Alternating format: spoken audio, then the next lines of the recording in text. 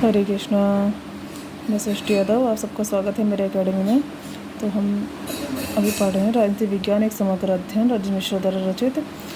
ये UGC NET, TGT, PGT, UPHSC, UPGDC जितने भी एग्ज़ाम्स आते हैं, इसमें सिविक्स आता है, पॉलिटिकल साइंस आता है, उसमें सभी को कवर करेगी। 10 की 10 यूनिट्स हम पढ़ेंगे इसमें। फिलहाल हम इंडियन थिंकर पढ़ रहे हैं, जो कि 3rd यूनिट है यूजीसी नेट के सिलेबस में। इंडियन थिंकर में 20 चैप्टर्स हैं, 20 चैप्टर्स हैं, जिसमें से हमने अभी 7 चैप्टर्स कर लिए हैं भीमराव अम्बेडकर तक। अभी हम नेक्स्ट चैप्टर करने जा रहे हैं जयप्रकाश नारायण का। ठीक है, तो एक एक करके अभी इस फैक्चुअल समझते हैं, फिर कॉन्सेप्चुअल बाद में और समझेंगे। अलग से जो भी कॉन्सेप्ट अलग से समझाने लायक होगा उसे अलग से समझा देंगे प्ले लिस्ट बनाकर। ठीक है, तो पढ़ते हैं जयप्रकाश नारायण। तो थिंकर के बारे में हमें क्या चीज़ याद रखनी है, मैं हमेशा क्या बताती हूँ कि जयप्रकाश जैसे जब भी कोई थिंकर के बारे में हम पढ़ेंगे तो हमें अब इस थिंकर की, अगर हम उस थिंकर का कॉन्सेप्ट बहुत अच्छे से समझना चाहते हैं और ऐसा कि हमें कभी ना भूले, ऐसा नहीं कि बस याद कर लिया, कि जैसे उस थिंकर के काल और परिस्थिति, किस काल में उसका जन्म हुआ है और किस परिस्थिति में जन्म हुआ है, जैसे किस समय में जन्म हुआ है, जिस टाइम में जन्म हुआ होगा उस समय का प्रभाव होगा उस व्यक्ति के ऊपर, और किस परिस्थिति में जन्म हुआ उस परिस्थिति का प्रभाव होगा उस स्थान का, जिस स्थान पर, है ना। तो ये सब मिला करके उस व्यक्ति के विचार वैसे ही होंगे। तो जयप्रकाश नारायण जैसे कुछ जो वेस्टर्न थिंकर है वो वहाँ की पृष्ठभूमि में पले बड़े, तो वैसे इंडियन थिंकर्स हैं अलग है। जैसे कौटिल्य का विचार है, जैसे उसमें राजे महाराजे होते थे तो उस समय उनका वैसा विचार रहा। ये डेमोक्रेसी आ गई है, जयप्रकाश नारायण जिस टाइम के थिंकर हैं, पूरा डिफरेंस आएगा इन चीज़ों का, और समझेंगे इन बातों को बाद में। ठीक है, तो उस सब चीज़ को याद रखना है। हम चैप्टर के थ्रू चीज़ें समझेंगे बाकी की। क्या है इसमें, सबसे पहले जयप्रकाश नारायण का जन्म, जैसे बिहार राज्य में जन्म है इनका। जैसे अब बिहार एक थोड़ा सा वैसा है, मतलब वहाँ पे शिक्षा की आवश्यकता है या फिर और भी ज़्यादा उसकी, तो वो मांगे उठेंगी फिर उस तरह की वहाँ पे, है ना। या थोड़ा सा पिछड़ा रह जाते हैं कुछ इलाके, क्योंकि सरकार ध्यान नहीं दे पाती है कुछ जगहों पे, है ना। बाकी खुद ही करना होता है। चलिए हम चैप्टर समझते हैं। जयप्रकाश नारायण का जन्म बिहार राज्य के छपरा जिले के सिताब दियारा नामक गांव में 11 अक्टूबर 1902 को हुआ था। जयप्रकाश नारायण अपनी इंटर की परीक्षा को बीच में ही छोड़कर वर्ष 1921 में गांधी जी के असहयोग आंदोलन में सम्मिलित हो गए। अब रचना याद रखनी है। प्रेजेंट डायरी है 1976, a plea for reconstruction of Indian polity 1959, towards total revolution 1978, socialism, Sarvodaya and democracy 1964, national समाजवाद की धारणा, लोकप्रिय रूप में इन्हें लोकनायक कहा गया। जयप्रकाश नारायण के समाजवादी विचारों को विकास क्रम की दृष्टि से 3 खंडों में वर्गीकृत किया जा सकता है: मार्क्सवादी समाजवाद, लोकतांत्रिक समाजवाद, गांधीवादी समाजवाद या सर्वोदय। इसमें है मार्क्सवादी समाजवाद। जयप्रकाश नारायण ने अपने विचारों के प्रारंभिक चरण में मार्क्सवाद को समाजवाद का एक सिद्धांत माना। यद्यपि इस चरण में उनके समाजवादी दर्शन में मुख्यतः मार्क्सवादी धारणा का ही प्रतिपादन हुआ तथा उन्हें मार्क्स का कट्टर अनुयायी नहीं कहा जा सकता था, क्योंकि समाजवाद की व्याख्या में उनकी स्वतंत्रता की मौलिक अंतर्दृष्टि भी परिलक्षित हुई। जयप्रकाश नारायण ने यह स्पष्ट स्वीकार किया कि समाजवाद व मार्क्सवाद के सिद्धांत भारत के लिए उपयुक्त हैं। क्या कह रहे हैं? समाजवाद तथा मार्क्सवाद के सिद्धांत भारत के लिए उपयुक्त है। मैं वही कह रही हूँ ना कि यही बात बताएंगे अभी ये, कि समाजवाद व मार्क्सवाद के सिद्धांत भारत के लिए भी उपयुक्त हैं, ये सब लोग बाहर गए हुए हैं, विदेशों में जा कर पढ़ के आए हैं, वहाँ की चीज़ें समझ के आए हैं, फिर आकर के बता रहे हैं कि भारत के लिए क्या क्या उपयोग है। जैसे अब मैं अपना थोड़ा सा देखूँ तो मैं अभी छोटी जगह पर आ रही हूँ जहाँ मैं रही थी बचपन में, लेकिन जैसे मैं दिल्ली रह चुकी हूँ तो मैं भी बहुत कुछ सीख करके आई वहाँ पर, तैयारी वगैरह का तरीका, और कैसे बहुत शौक़ लगा था जब शुरू नई गई थी तो नई बुक्स लेना, ये सब। तो ये फ़र्क आता है जब हम कुछ सीख करके आते हैं बाहर से जा कर के, क्योंकि दिल्ली जाना जब चलेगा तो नॉर्मल हो गया, इवन अब तो खुद में नहीं जा पा रही बहुत टाइम से, यहीं हूँ, अपन करता है मेरा जाने का। अभी अपनी जगह पर आ रही हूँ तो सोचा कि मैं मतलब कम से कम यूट्यूब इतना अच्छी जगह आएगी, वहाँ से पढ़ा सकती हूँ, जुड़ सकती हूँ, आप सबसे कनेक्ट हो सकती हूँ। और ना दिल्ली में मन करता है कि जैसे बहुत कुछ सीख करके आए, कोचिंग देखी, मुखर्जी नगर का माहौल, गांधी विहार, वो सब में जगह में रही और वहीं रह करके पढ़ी। जो बेसिक तैयारी की है मैंने सिविल सर्विसेज की, यूजीसी नेट निकला था मेरा फर्स्ट टाइम में 2018-19 में। तो बस तब से लेकर अब तक पढ़ ही रहे हैं।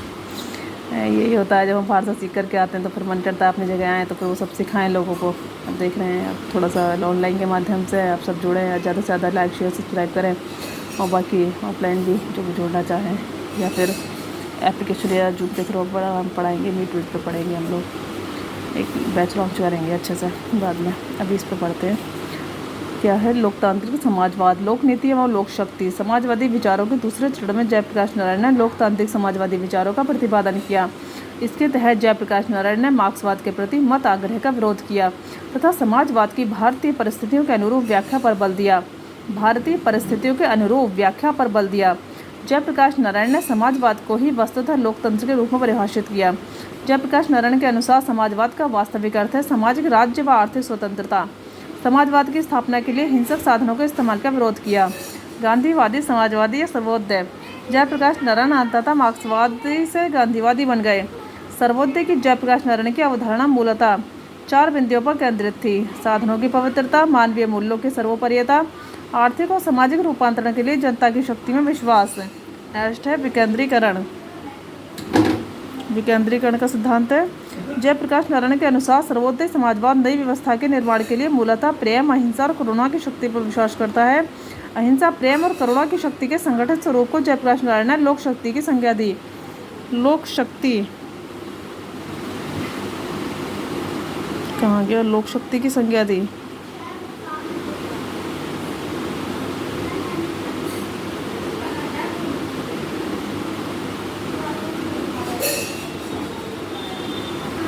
कहाँ पढ़ रहे थे हम लोग?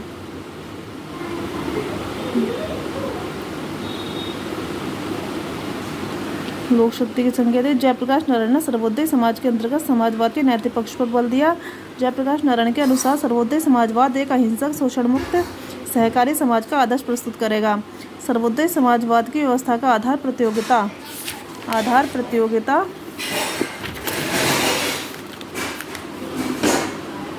नहीं होगा, अपितु यह सहयोग पर आधारित सामाजिक अर्थव्यवस्था होगी। सर्वोदय समाज की संरचना जातीय वर्ग पर आधारित नहीं होगी। जयप्रकाश नारायण की रचना वाई सोशलिज्म 1936 है। वर्ष 1949 में अपने एक लेख माई पिक्चर ऑफ सोशलिज्म में जयप्रकाश नारायण ने निम्नलिखित विचार दिए। ग्राम पंचायत के द्वारा सहकारी खेती की जाएगी। भारी उद्योगों पर राज्य को स्वामित्व एवं प्रबंध होना चाहिए। छोटे उद्योगों पर उत्पादकों का नियंत्रण होना चाहिए। राज्य की भूमिका सीमित होनी चाहिए। नेक्स्ट है जयप्रकाश नारायण का मानववाद। जयप्रकाश नारायण ने मानव के स्वभाव की संतुलित व्याख्या की। उनकी धारणा थी कि मनुष्य मूलतः केवल अच्छा या बुरा नहीं है। उनके अनुसार मानव का स्वभाव प्रकृति प्रदत्त तत्वों और सामाजिक कारकों से मिलकर निर्धारित होता है। अतः मनुष्यों में अच्छा और बुरा बनने की संभावना एक साथ विद्यमान रहती हैं। जयप्रकाश नारायण ने मानव स्वभाव को कोई ऋण तत्व नहीं माना। उनके अनुसार मनुष्य के स्वभाव व आचरण को प्रयासों के माध्यम से बदला जा सकता है। नेक्स्ट जयप्रकाश नारायण ने मानव केंद्रिता को किसी भी सामाजिक, राजनीतिक और आर्थिक व्यवस्था की सार्थकता का मानदंड माना। उन्होंने पूंजीवादी और समाजवादी व्यवस्था तथा औद्योगिक सभ्यता का इस आधार पर विरोध किया कि इन व्यवस्थाओं में मनुष्य को एक यंत्र मात्र बना दिया गया है तथा मनुष्य को उसकी सृजनात्मक शक्ति के वास्तविक आनंद की अनुभूति से वंचित कर दिया जाता है। जयप्रकाश नारायण का दृढ़ मंत्र था कि धर्म, विचारधारा, राज्य एवं विज्ञान आदि सभी को साधन तथा मनुष्य की साध्य माना जाना चाहिए। ये गांधी जी वाली बात ही कह रहे हैं, ये है ना, साध्य माना जाना चाहिए, साध्य, ये सब गांधी जी की बात है ना। जयप्रकाश नारायण ने मानव की केंद्रीय सत्ता को मान्यता देते हुए मानव का समुदाय से पृथक अस्तित्व स्वीकार नहीं किया। जयप्रकाश नारायण ने मानव की आत्मा के स्वतंत्रता तथा आत्म साक्षात्कार को ही मानवीय प्रयत्नों का सर्वोच्च बिंदु स्वीकार किया। जयप्रकाश नारायण द्वारा संसदीय लोकतंत्र की आलोचना। दल विहीन लोकतंत्र। जयप्रकाश नारायण लोकतंत्र के प्रबल पक्षधर थे, किंतु वे लोकतंत्र की पश्चिमी धारणा तथा संसदीय शासन प्रणाली के कटु आलोचक थे। उन्होंने पश्चिमी लोकतंत्र की धारणा को लोकतांत्रिक अल्पतंत्र की संज्ञा दी और दल विहीन लोकतंत्र का समर्थन किया। उन्होंने पश्चिमी लोकतांत्रिक धारणा की आलोचना मुख्यतः इस आधार पर की है कि उसमें व्यक्ति के सामाजिक स्वभाव की उपेक्षा की गई है। जयप्रकाश नारायण के अनुसार संसदीय प्रजातंत्र का मूल दोष यह है कि इसमें व्यक्ति की व्यक्तिगत भूमिका पर बल दिया गया है। क्या संसदीय प्रजातंत्र का मूल दोष यह है कि इसमें व्यक्ति की व्यक्तिगत भूमिका पर बल दिया गया है। राष्ट्र संसदीय लोकतंत्र की राजनीतिक प्रक्रिया में व्यक्ति की भागीदारी केवल मतदान करने तक सीमित हो जाती है। केवल मतदान करने तक, मतदान, हाँ, मतदान के बाद कौन पूछ रहा है ना, यही हो जाता है। ये आलोचना तो है ही, केवल मतदान करने तक सीमित हो जाती है। जयप्रकाश नारायण के अनुसार संसदीय शासन वस्तुतः अल्पमत का शासन होता है। उन्होंने संसदीय लोकतंत्र को मिथ्याचार को प्रोत्साहन देने वाली प्रणाली बताया। जयप्रकाश नारायण के अनुसार संसदीय लोकतंत्र का सबसे बड़ा दोष उसमें विद्यमान केंद्रीयकरण की प्रवृत्ति है। केंद्रीकरण की प्रवृत्ति कैसे हुई, उन्होंने समझेंगे। उन्होंने दल व्यवस्था को भी संसदीय लोकतंत्र का एक बड़ा दोष माना, क्योंकि दल राष्ट्रीय दलों की अपेक्षा अपने दलीय हितों को अधिक महत्व देते हैं, दलीय हितों को अधिक महत्व देते हैं राष्ट्रीय दलों की अपेक्षा। ठीक है, अपना जो पार्टी का इंटरेस्ट ले लेके चलेंगे पहले से, फिर उसी को ज़्यादा, जब जीत जाएंगे चुनाव तो उसी को ज़्यादा महत्व देंगे, ना कि राष्ट्रीय हितों को। राष्ट्रीय हित बहुत ब्रॉड होते हैं, दलीय हित संकीर्ण होते हैं। ये संस्कृति की विचारधारा में भी हम बाद में पढ़ सकते हैं, वो कंपैरेटिव पॉलिटिक्स में पढ़ेंगे ये सब हम। जयप्रकाश नारायण ने संसदीय लोकतंत्र की चुनाव प्रणाली की विकृत और खर्चीला बताया, विकृत और खर्चीला बताया। जयप्रकाश नारायण की लोकतंत्र की संकल्पना। जयप्रकाश नारायण की लोकतंत्र की संकल्पना में लोकतंत्र को शासन की एक संस्थागत व्यवस्था तथा नैतिक मूल्यों की व्यवस्था माना गया है। उनके अनुसार ये नैतिक अपेक्षाएं लोकतंत्र से अनिवार्य रूप से जुड़ी हुई हैं। लोकतंत्र की व्यवस्था को अनिवार्य नैतिक अपेक्षा निम्नलिखित हैं। जनता को लोकतंत्र के लिए नैतिक प्रशिक्षण, आवश्यकताओं का परिसीमन, स्वतंत्रता के साथ दायित्वों की व्यवस्था, स्वतंत्रता के साथ दायित्वों की व्यवस्था। ठीक है, हो गया। आर्थिक न्याय, आर्थिक न्याय और सामाजिक क्रांति। जयप्रकाश नारायण की सामुदायिक लोकतंत्र, लोक स्वराज की धारणा। भारत के लिए सामुदायिक प्रजातंत्र को उन्होंने एक आदर्श लोकतंत्र प्रणाली माना। उनकी संकल्पना मुख्यतः 3 प्रेरणाओं पर आधारित है, 3 प्रेरणाओं पर आधारित है। राज्य व्यवस्था को प्राचीन भारतीय परंपरा, मानव की मूलभूत सामुदायिक प्रवृत्ति, सत्ता के आधार की व्यापकता। सामुदायिक लोकतंत्र की संरचना। सामुदायिक लोकतंत्र की संकल्पना में मनुष्य को सामुदायिक प्रवृत्ति को आधार बनाया गया है। जयप्रकाश नारायण ने सामुदायिक लोकतंत्र की 5 स्तरीय संरचना को सुझाव दिया, जो निम्नलिखित हैं। क्या है जयप्रकाश सामुदायिक लोकतंत्र की 5 स्तरीय प्रारंभिक स्तर पर सर्वोच्च निकाय ग्राम सभा होगी, क्षेत्रीय स्तर पर कार्यपालिका पंचायत समिति होगी। ये पूरा एक इन्होंने वो दिया है सिस्टम। जिला स्तर पर जिला परिषद कार्यपालिका होगी, प्रांतीय स्तर पर प्रांतीय सभा गठित होगी, राष्ट्रीय स्तर पर राष्ट्र सभा गठित होगी। राष्ट्रीय सभा के लिए प्रतिनिधियों का निर्वाचन प्रांतीय समिति द्वारा किया जाएगा। राष्ट्र सभा राष्ट्रीय स्तर पर कार्यपालिका की नियुक्ति करेगी, जो राष्ट्र सभा के प्रति उत्तरदायी होगी। सामुदायिक प्रजातंत्र की आर्थिक संरचना। जयप्रकाश नारायण के अनुसार आर्थिक नियोजन, उत्पादन व वितरण के विकेंद्रीकरण द्वारा ही आर्थिक प्रजातंत्र की स्थापना की जा सकती है। जयप्रकाश नारायण की संपूर्ण क्रांति की धारणा। जयप्रकाश नारायण ने 5 जून 1974 में पटना के गांधी मैदान से इंदिरा गांधी सरकार की अस्वीकार्य नीतियों के विरुद्ध संपूर्ण क्रांति की घोषणा की। जयप्रकाश नारायण के अनुसार संपूर्ण क्रांति में व्यक्ति और समाज दोनों में सर्वाधिक परिवर्तन लाने का लक्ष्य होगा। जयप्रकाश नारायण के अनुसार संपूर्ण क्रांति की धारणा का उद्देश्य विद्यमान विकृत व्यवस्था को समाप्त करना ही नहीं, अपितु उसके माध्यम से एक नवीन वैकल्पिक व्यवस्था की योजना भी प्रस्तुत करना है। जयप्रकाश नारायण ने संपूर्ण क्रांति की परिधि में निम्नलिखित 7 आयामों को सम्मिलित किया। यह सामाजिक क्रांति, आर्थिक क्रांति, राजनीतिक क्रांति, सांस्कृतिक क्रांति, वैचारिक क्रांति और शैक्षणिक क्रांति, नैतिक अथवा आध्यात्मिक क्रांति। जयप्रकाश नारायण ने मानव के ऐसे दृष्टिकोण की कल्पना की जिसमें भौतिक आवश्यकताओं की पूर्ति को आवश्यक माना जाएगा, किंतु मनुष्य उन भौतिक वस्तुओं को स्वयं में साधन न माने, अपितु एक आध्यात्मिक लक्ष्य की चेतना उसकी प्रत्येक गतिविधि तथा इच्छा को मर्यादित करे। नेक्स्ट, जयप्रकाश नारायण ने संपूर्ण क्रांति के सामाजिक आयाम के अंतर्गत ऐसे समाज की संरचना के लिए प्रतिबद्धता व्यक्त की जिसमें छुआछूत, बुरे रिवाजों तथा जातिवाद का कोई स्थान नहीं होगा। संपूर्ण क्रांति के शैक्षणिक आयाम के अंतर्गत उन्होंने विद्यमान शिक्षा प्रणाली को सड़ी गली और निकम्मी प्रणाली की संज्ञा दी। उन्होंने शिक्षा के उन्होंने शिक्षा के सारे तंत्र को इस आधार पर पुनर्गठित करने की आवश्यकता बताई जिससे उसका सीधा संबंध देश की समस्या से स्थापित हो सके। संपूर्ण क्रांति के आर्थिक आयाम के अंतर्गत उनके अनुसार आर्थिक विकास का लक्ष्य मनुष्य का सुख और आरोग्य होना चाहिए तथा प्रत्येक व्यक्ति को रोजगार तथा न्यूनतम जीवन की सुरक्षा प्राप्त होनी चाहिए। संपूर्ण क्रांति के राजनीतिक आयाम के अंतर्गत जयप्रकाश नारायण ने राजशक्ति पर लोकशक्ति की निर्णायक प्रतिष्ठा को आवश्यक बताया।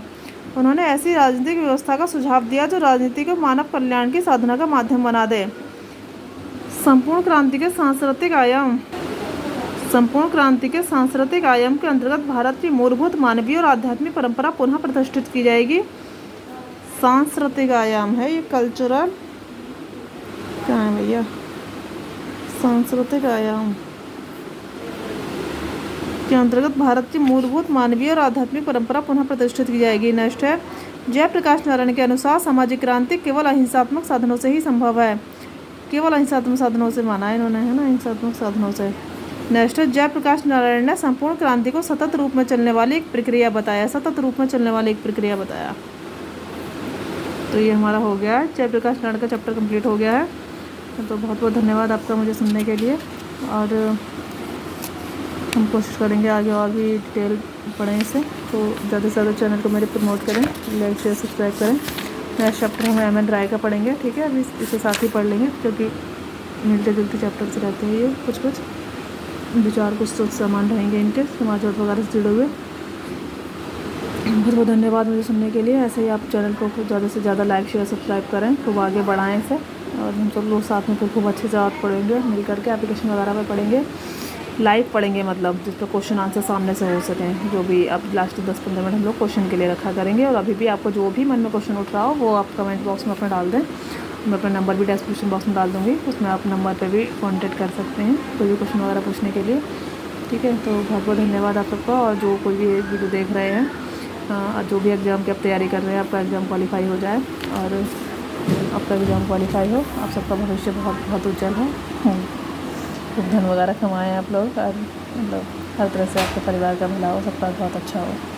और आप लोग मेरे साथ भगवद गीता भी पढ़िएगा, जीवन का आयाम समझाएगी, वो जीवन को जीने के तरीके सिखाएगी। ये सब हमें धन कमाता है, ये सब विषय पढ़ते हैं हम, जॉब देता है, लेकिन वो हमें जीवन के नैतिक मूल्य और वो आचरण जो हम भूले बैठे हैं कहीं ना कहीं आज से समय में, वो सब हमें सिखाती है भगवद गीता। एक एक श्लोक में बहुत शक्ति है, बहुत पावर है। जब पढ़ेंगे तो बहुत महसूस करेंगे, क्योंकि उसे पढ़ने के बाद ही आपका उद्देश्य भी क्लियर होता है कि आपको लाइफ में करना क्या है। मुझे बहुत कन्फ्यूजन रहता था, कभी ये कर लो, कभी वो कर लो।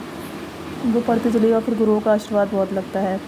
वो पढ़ती चली गई तो समझ में आता चला गया कि क्या करना चाहिए और क्या नहीं।